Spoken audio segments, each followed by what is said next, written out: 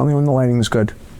Today we're talking about the Rolex Le Mans, talking about Walton Goggins Cartier. Is this lighting good? And today's episode is sponsored by our friends over at Squarespace. More on them later. So I want to talk about some of the cool watches that were at this year's Golden Globes. I'm not a celebrity guy, I'm not an Oscars guy or Golden Globes guy. I don't really care about any of this, but the watches were great, I will say. The watches were even better than the clothing, I think. Men's taste in watches, all men, I think, has just gotten so much better over the last couple of years. The post-COVID like boom got a lot of people in, and all those people kind of stayed and then got deeper into the hobby. That's cool. That's exactly what we all thought was going to happen, and it is what happened, right? Everyone wanted a Daytona, and that was it, right? During COVID, more people wanted a Daytona than ever wanted an expensive watch ever, and then those people hung around, and they're like, oh, that's cool. Oh, vintage Cartier is cool. Go figure. Oh, that was a girl's watch 3 years ago. It's actually really cool, right? I think that's awesome. So we're gonna talk about some of these watches, and that's it. Let's go through it. So first, we'll open with Leo DiCaprio. He wore a Rolex Le Mans white gold. I didn't even know that Leonardo DiCaprio was a Rolex ambassador. I think that's pretty cool that they just do it in such a subtle manner. I also think it's really cool that, you know, Rolex ambassadors are so diverse, right? You've got, you know, Martin Scorsese, who's an old man and a director, right? And then you've got like Alcaraz or Federer, right? Top athletes, young men, and yet a Rolex watch, a simple Rolex watch, looks equally at home on each of their wrists, right? Rolex is just basically always relevant. It like always makes sense. You're never too rich for a Rolex, right? Whereas I don't feel the same about Omega, which is the next brand I want to go to here. You know, you had George Clooney, who was an Omega ambassador that wore the Aquaterra in blue, or teal, which I actually don't even like that watch at all, to be honest with you. And I just always find it to be kind of silly. I think that all marketing needs to at least seem genuine, even if it isn't genuine, it needs to seem genuine, truthful. That's the only way to, I think, really have impact. Of course, there's awareness, which isn't nothing, but you want to maximize impact by not just striving for awareness, but actual, like real activation, like native activation, organic, like believable, like emotionally potent activation. I don't see that with George Clooney and Omega at all. But the Cartier had a really good show. You got Walton Goggins wearing a large tonneau on a yellow gold bracelet, unbelievable. And then you had Jacob Elordi, who I really don't even know who that is, but I know he's famous. And he wore a beautiful Cartier Tank Normal skeleton with diamonds all over it. I know that's maybe not for everyone's taste, but it is a really cool watch. It's super niche, and I love seeing any Normal on the wrist of anyone, right? Because it's the original tank, first of all, and like no one knows that.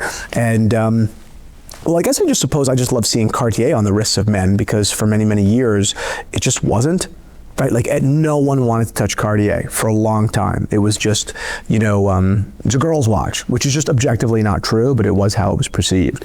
But in the last couple of years, even the last 2 years, you've been seeing it get really popular, both among collectors on Instagram, on TikTok or whatever, but then also with celebrities. And they do have push, like, I think that Timothy Chalamet, who wore an independent watch, and Urban Junsen, I wish I knew, but I don't know. The whole time the Knicks were in the playoffs, he wore Cartier watches courtside. It was really cool, and he was like really into it, and his sleeve was rolled up, and like a Panther or a Crash or whatever was on his wrist the whole time. That was really good because you believed it. And of course, I love to see like Muhammad Ali wearing a tank, which is true. Like he did do that. But like Timothy Chalamet is a very effeminate, relatively speaking, physically man. He's a very small, very thin guy. So he's not the best advocate for like, Cartier watches can be for men, because like you kind of picked out like the most scrawny, right, like kind of guy. But I do think he was like totally a net positive as an unofficial ambassador. Like he actually put Cartier on the wrists of people. Because, you know, oftentimes I think that, you know, men and what is cool often is really just kind of following whatever women think is cool in men. It's very common, right? So if women are like, yeah, Timothy Chalamet's hot in that Cartier, guys all over Manhattan are gonna be like, I gotta get a Cartier. and they don't want to get a Santos large. They're like, he's wearing like a little girl's one. So what's the smallest men's one? Right? Like maybe I'll just get a really small men's watch. So that's a net positive for the industry. The Rock wore a freaking really cool Chopard iced out watch. I think this is a great example of exactly what Omega never does, because Omega whatever, but the Rock doesn't wear Chopard. Like, it's just unlikely. It's clearly an ambassador relationship. But I believe completely that The Rock loved that diamond baguette Chopard.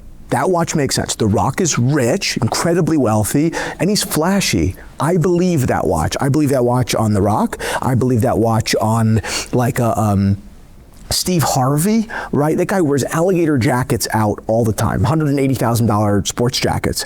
He'll wear a Chopard baguette, right? When otherwise, he's probably not gonna get the Chopard, because the Chopard Alpine Eagle is effectively the poor man's Nautilus, right? No matter how much they wanna talk about the history of Chopard, the Alpine Eagle is poor man's Nautilus. But not this. This is freaking cool. This is something that I absolutely believe a very rich man could have walked into the store in Beverly Hills and been like, yeah, I could take that. That's really cool. Can I have it? And they're like, yeah, sure, it's $780,000. I'm like, yeah, sure it is. Makes a lot of sense. A lot of diamonds on it. I like that. They're not lab, right? Cool. I don't buy lab. That's how deep some of these guys are. That's really all it takes. Sometimes I've seen it happen. They just have so much damn money, and the design speaks to them. It's like a chandelier, and that's it. Before we continue with the next few watches, a quick note from our friends over at Squarespace. I have been a proud Squarespace partner for very long, because I have been using Squarespace. Squarespace has been hosting my websites for over a decade. They've been such a great and affordable, easy to work with partner for so many reasons, but their technology just gets better and better every year. From the ease of design on their platform to their ability to capture and then communicate to you in a digestible manner, analytics that really matter. Analytics can give you a pulse check on how your company is doing. People don't even look at this stuff because it's so hard to read, but Squarespace makes it so easy to understand and build. They even now within their platform enable creators to monetize their content by giving you the ability to offer your fans memberships or online courses, paid walls for blogs, videos, etc. Squarespace is fully customizable. Again, I've been using them for a decade, and I couldn't possibly recommend that you do the same anymore. So head on over to squarespace.com, use the code Theo Harris for 10% off of your first website or domain. That's the code Theo Harris for 10% off your first website or domain. I'll give you another one that I really liked. That does seem mismatched, but I think they won. John Krasinski in the Glasshutte Original Senator 60? Killer. What are the odds that John Krasinski is wearing a Glasshutte Original? Well, one would think economically there's a gap, right? Glasshutte Original is generally not for like wealthy people. It's for people that didn't want to buy a Long & Zona because it's too much money. Now, of course, relative to the world, you're rich. If you buy a Glasshutte Original, it's still thousands of dollars for the time. But you know what I mean. Like, is an incompatibility with rich and Glasshutte Original. Not here, because John Krasinski, and I may be overthinking it, but I do think I'm right. John Krasinski is very much I think quirky, very dad kind of guy. Not quirky dad in like the uncool way, not in the Steve Carell office way, not by any means, but he does kind of have like the, I don't know, what's the word? He has like a off the beaten path kind of appeal. Like he has kind of a he's not Brad Pitt. Even though he shares, he's done Jack Ryan and he's had like quote unquote sexy roles and he's super famous and he's very rich, there's no doubt, but it doesn't seem like he lives like that very stereotypical, celebrity kind of mainstream life and path. He does seem to be a guy that, yeah, I believe that he walked into a store and liked the salesman and bought a Glasshutte Original. I kind of believe that. I would believe it at a dinner party if he was like, dude, I went to Germany, like outside of Dresden, really cool watches. Look at this one. And he shows me like the back. And he's like, this is really cool. It's cooler than a Rolex, right? And I'd be like, yeah, in many ways, you're right. That's awesome. I actually believe that integration, Maybe I'm thinking too far into it, but I do think I'm right. Oscar Isaac wore the Bulgari Octofinissimo San Blasted in 18 karat yellow gold. I dig this watch. And I also like that it's like so yesterday's news. I love that this watch is not new by any stretch of the imagination, and they're still putting resource into it. I really like that. That's LVMH, right? Bulgari is owned by LVMH. I think that was a smart move. It's a smart play. It's a bold watch. It's very elegant. It's thin.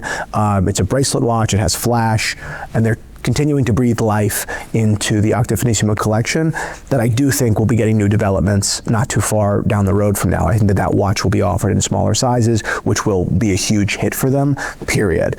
LVMH also put on the wrist of Jeremy Allen White, they put a Louis Vuitton tambour.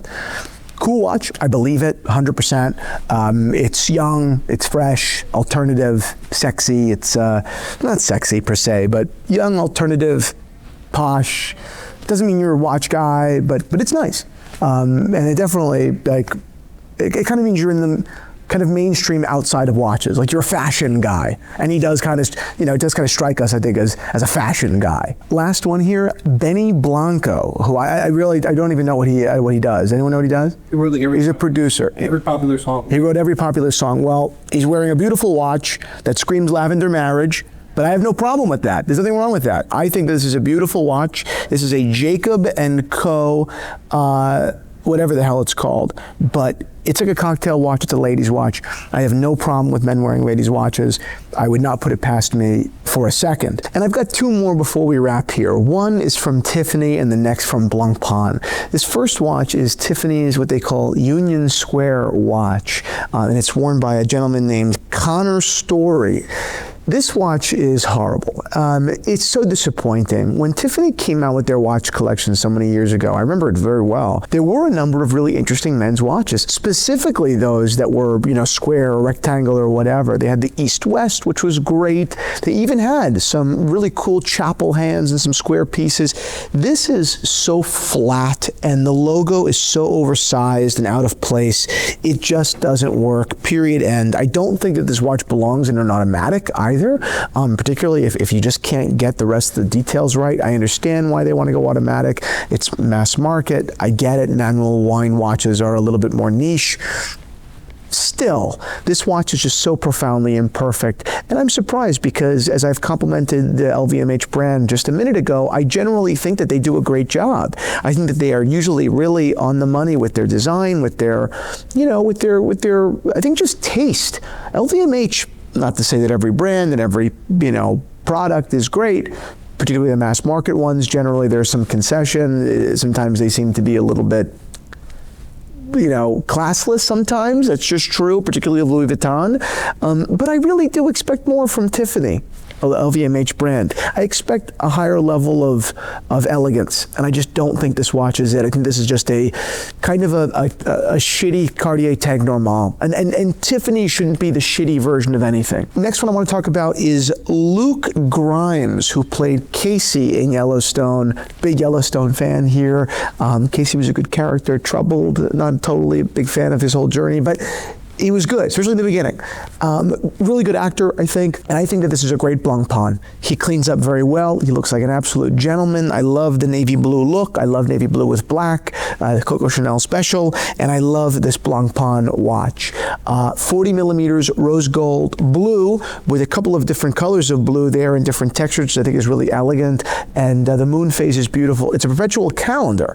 And listen, at $35,000, which is no small amount of money, but at $35,000, I think that this is a really compelling perpetual calendar. I think that this is, the Swatch Group's answer to a lot of JLC's complicated watches, like their triple calendar chronograph at $35,000-ish. I think is flawless. This is a pretty good answer to that. Of course, it's not a chrono, so it's not quite as athletic, not as quite as sporty, but I think that this is a really good comp from the Swatch Group answering Richemont's great pieces. Really like this piece. It's unusual. It fits great. Is this ambassadorship going to sell any Blancpain watches? No, probably not. What are the odds of that? But that doesn't mean that it's not a great watch. that deserves more attention. There are a lot of people out there that are waiting on lines to buy mediocre watches from other brands, Patek Philippe being one. I love some Pateks, but I know a lot of people that buy some pretty mediocre Patek Philippe when they could buy a fabulous precious metal Perpetual calendar from Blancpain. It's just true. Okay, I understand there are other variables there. I understand that brand is a variable and Blancpain isn't as prestigious. I understand that. I understand all of that. But just because Patek Philippe is Patek Philippe doesn't mean that my observation that some of these Patek Philippes that do not live up to the Patek Philippe name, some really subpar, imperfect watches, or still get people paying big money. This watch would be hard to improve upon, and yet, who really wants it, right? And if you do want one, probably get a discount. I hope you all enjoyed this episode. God bless you all. I'm wearing a Cartier Santos. Beautiful watch. I love it. And I hope to see you all again soon. Bye-bye.